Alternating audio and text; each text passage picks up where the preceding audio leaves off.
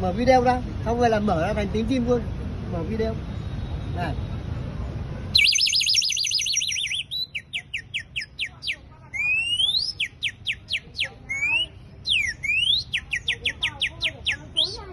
Okay. Say again. Mở ra nghe hay lắm. You can do again, please. One more.